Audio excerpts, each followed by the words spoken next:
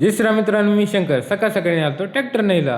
काकाचं tractor आणलं होतं. आजोबाची आणि माझी पाळी घालायची होती. जाताना गटला परसाद तिथं म्हणलं त्याच्यावर थोडा वेळ बोलला, निघालो लगेच गावाकडं. आजोबाच्या गावाला जाताना बघितलं तर काय कामखेडाचा रस्ता तर एकच नंबर. लावले गाणे आपले सन्नाटमध्ये.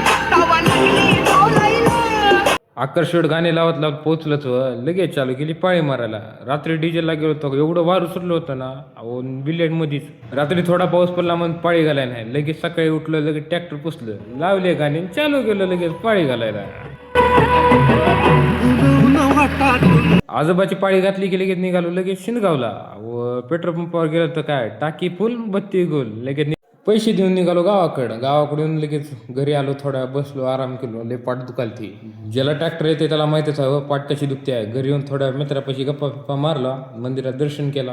कृष्णा आपला क्लासमेट आहे हो, लगेच जावंच लागतं म्हणलं वाढदिवसाला. वाढदिवस करून लगेच आलो डबल शेतात. लगेच चालू केली पाळी. रात्रात म्हणलं 1-2 पारच व्हायला पाहिजे विषय. आणि तिथं गाणी लावणार नाही असं आहे होय कधी.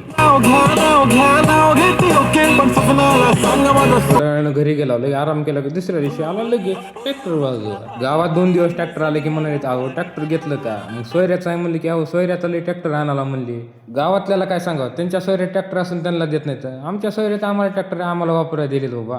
गावाचा आणि भावकीचा विचार केला ना आपलं काही सुख लागत नाही. जाऊ द्या म्हणलं, काकाचं ट्रॅक्टर आणलं होतं, झालंय काम आपण सोडून येऊन. तिथं आला बुऱ्या लगेच. बुऱ्याला मागून फोन करून ये म्हणलं होतं, माझे लय पाठ दुखायले. आला लगेच बुऱ्या.